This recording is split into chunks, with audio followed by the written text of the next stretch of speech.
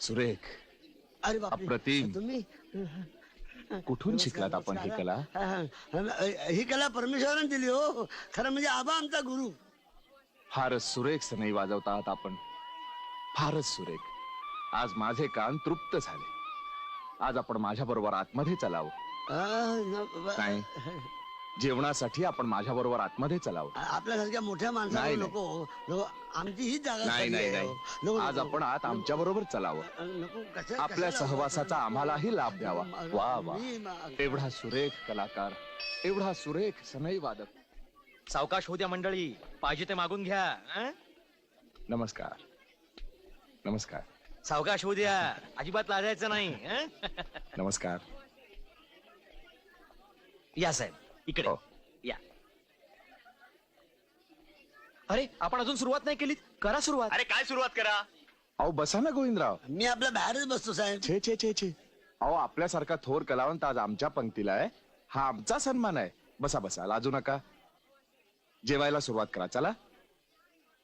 अहो हा वाजत तरी आमच्यावर पंक्तीला जेवणार असेल तर आमच्यापैकी कुणीही जेवणार नाही. उठा मंडळी. अहो थांबा थांबा, मी त्याला आत्ता बाहेर काढतो. थांब गोविंदा. का? साहेब, याच्या जेवणाची व्यवस्था मंडपाच्या बाहेर केलेली आहे. पण का?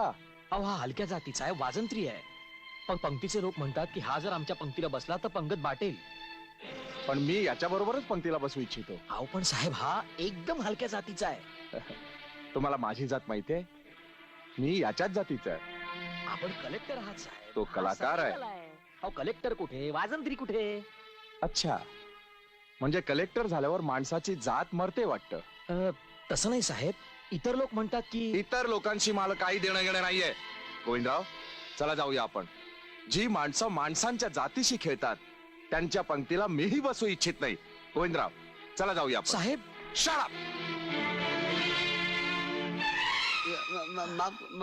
पाहिलंस? ज्यामुळे झालं हे सगळं.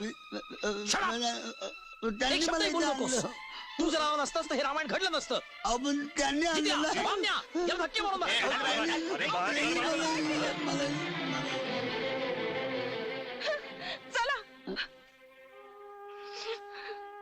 खा खा ग. नग मला नको कसं, खा ना. मला भूक नाही म्हटलं ना. कशी भूक नाही? सकाळपासून काही खाल्लं नाही. ते पोटातलं पोर काय म्हणेल? काय नाही म्हणणार. काय कसं नाही म्हणणार? त्याला जर उद्या कळलं की आपल्या बापामुळे आपल्या उपाशी राहिली तर मला जोडेन नाही का मारणार? तर खा, चल. तुम्हाला स्वतःचा अभिमान कसा नाही हो? त्या लोकांनी तुम्हाला भरल्या ताटावर उठवलं. हलक्या जातीचा वाजंत्रीवाला म्हणून त्यांनी तुमचा अपमान केला, तुमच्या कलेचा अपमान केला, माझ्या सनईचा अपमान केला. ह्याच तुम्हाला काहीच वाटत नाही? वाटत नाही कसं? वाटतंय ग, मला पण वाईट वाटतंय. पण म्हणून उपाशी राहायचं का आपण? हा, उद्या समजा आपल्याबद्दल पेपरामध्ये काहीतरी वाईट साईट लिहून आलं म्हणून का पेपर फाडून टाकायचा? वाचतच नाही. उद्या आपल्याला सरकारी दरबारी मान मर्तबा मिळाला नाही, आपल्याला इज्जत मिळाली नाही म्हणून काय आपण सनई मोडून टाकायची, वाजवायचीच नाही? त्यांनी एक मूर्खपणा केला म्हणून आपण गाढवपणा करायचा नाही.